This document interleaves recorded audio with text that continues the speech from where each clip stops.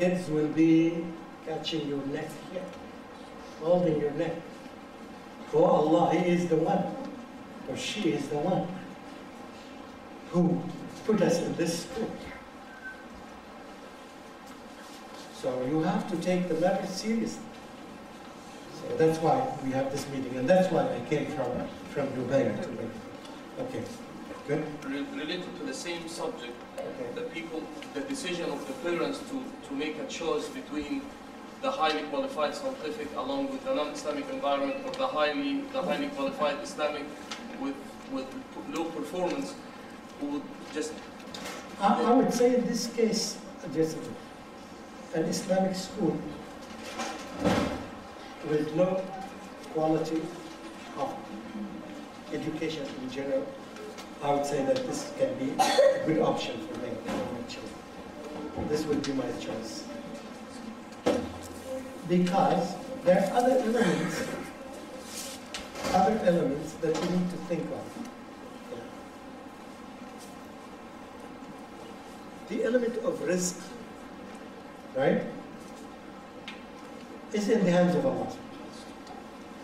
And it's not necessarily that all the time the engineers are the richest people in the world, or the doctors are not the richest people in the world.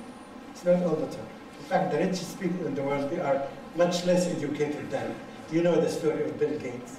Yes, he didn't continue his higher education in the university. Yes, they just, I know that not all of you can be Bill Gates, at least 5 of you can. But yeah, the issue of risk, you understand that it's in the hands of Allah. And the other issue is, why have you been created in this world? What is your main mission? Look at Dr. Zakir Naik as an example. He was a medical doctor, and all of a sudden he discovered that he can be a teacher. And he left medicine, right, and became a teacher because of the impact of his sheikh, Allah yarhamu, you know, Ahmed Didat. He told him that you are a heart doctor. He said that you are a body doctor. We want to make you a heart doctor, doctor of the heart, to be a da'iyah, to be a Muslim scholar. You can see the impact of Dr. Zakir Naik in the world. 100 million people have access to Peace TV because of this man. What else do you want for your child? What else do you want for your child? So just try to have these examples in your mind. I didn't want to talk about Imam al-Bukhari and Imam Ahmad, and I didn't want to talk about them. I'm talking about a living example. You can see his impact on all of us in our houses because of the work of one person. So try to imagine that. That's why I say that if we can convince the engineers of you who are upset now to be teachers, I think we will do a wonderful job. I will tell you that I don't want to record this, but I can, bifadlillah, I can take the worst teachers in the world. Yes, after 1 week I can make them the best teachers in the world. They are trainable. Everybody is trainable. You can just train them. It's not that difficult job. And we can together, if we start thinking of the problem from the bottom, yes, and this can be part of the solution, why not? Why not? Why not some of us can change? I'm quite sure the Sheikh already decided. You decided. Resign next week, don't worry. No, don't resign unless we have the school. Okay, another question is a little bit far from this. Yes. I think some of the question has been already addressed regarding the homeschooling, Okay. about how it has been priority. I have some friends.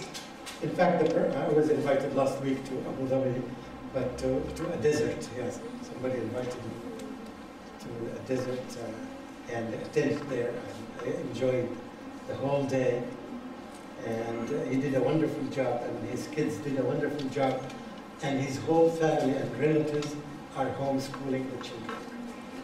I was very happy. Yeah. And it was quite obvious that his children are smart. Don't worry about the future of your children. Don't worry about it.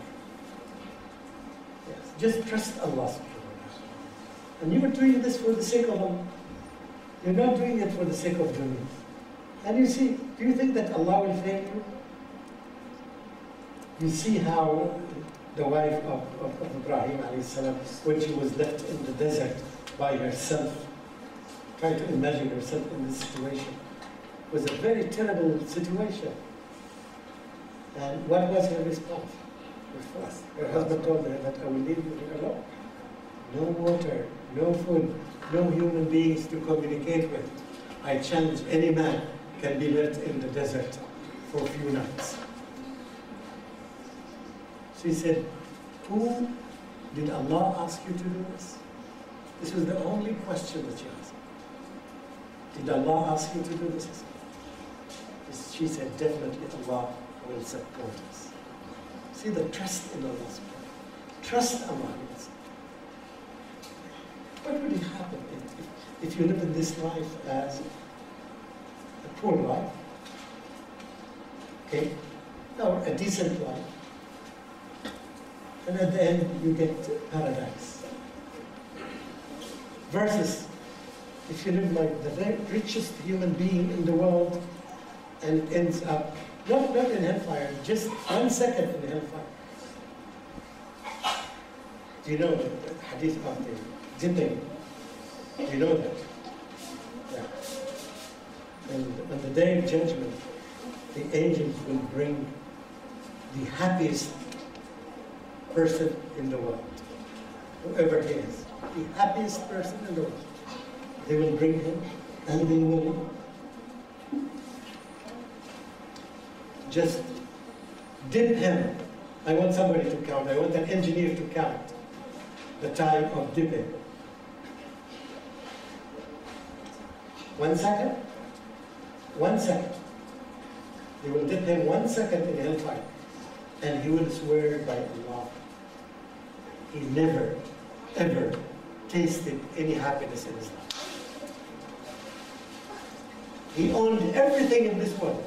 He enjoyed every type of this happiness in the world. All his 100 or 200 years. Versus 1 second in hellfire, it will make him forget all the happiness. And they will bring the person who was sad and who was suffering all his lifetime. And they will dip him 1 time in paradise. And he will swear that he have never ever tasted any unhappiness in this world. Just 1 second. 1 second. Not 2 seconds. Not 1 minute. Not 1 month. Not living forever in paradise. Just try to be smart. Try to be smart. This life will end. One day I was like you, very young person. Now I'm more than 60, or did they say? Said 94. Said 94, so how? I'm going to die. Very close. Nobody knows exactly when. But see, the life ends. So just if you live your life in the way that you please Allah, part of pleasing Allah subhanahu wa ta'ala is what? Selecting the school.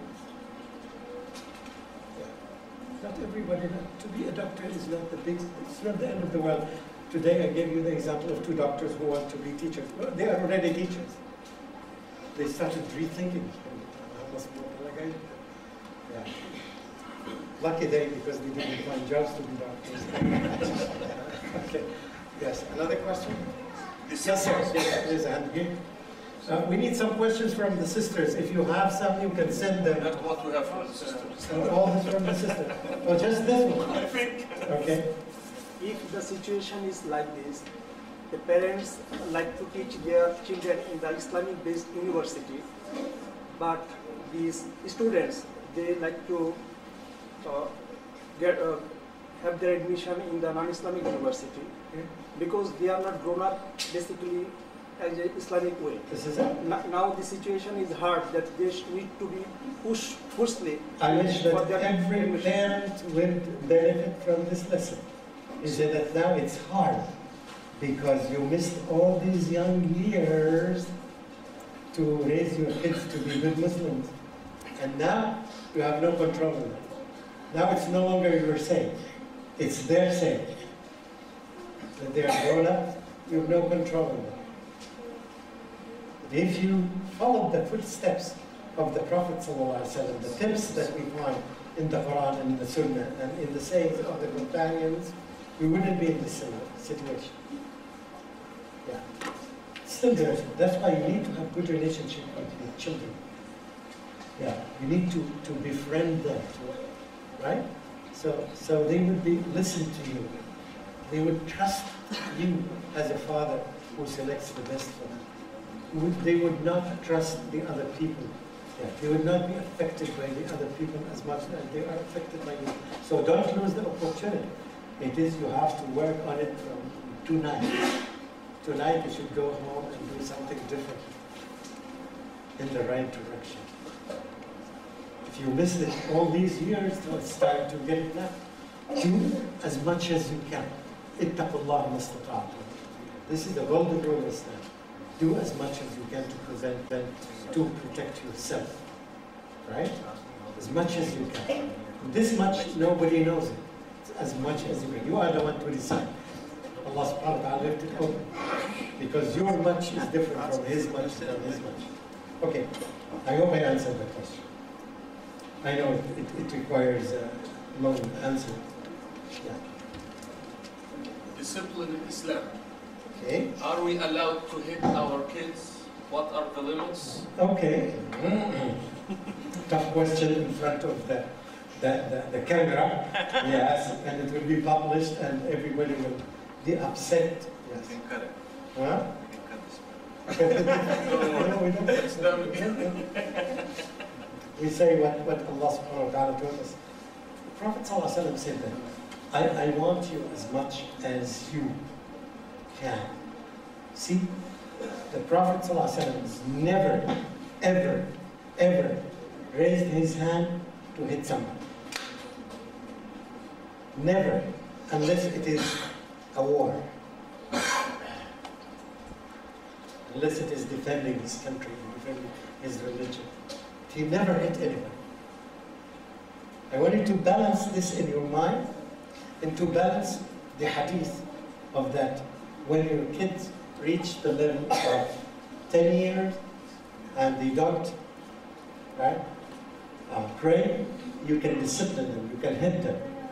Which tells you what? What message would you understand from this? Now this is the comparison. I want smart guy, yes, to tell me. I said smart guy, not from the left over. Yes, what would you say, Sheikh Ibn Abbas? Okay, hitting is a last resort. Okay, very good. What else? This one we know. Are you going to repeat it? Okay, good. Hitting is not encouraged except in the case of salah is not being established at a certain age. Except, I would Except but it's anyway, related. it's related to a very important fundamental issue in Islam, salat, period. You see the point here? So there is a big difference here when we used to hit our kids in any situation. No, it should be only in matters that are very important. Some scholars differ here in interpreting this. It should be limited to salah. Some others would say that only in very, very serious matters that are related to the issue of Islam. So in other words, we can say that most of the practices that have been experimented on us by our parents is not approved for us that we should do like that. So we are imitators of the Prophet ﷺ. We're not the followers of our parents. I would repeat this. We are not the followers of our parents. Not everything our parents did is Islamically correct. That's why, to avoid problems, we follow the Prophet ﷺ. Big difference.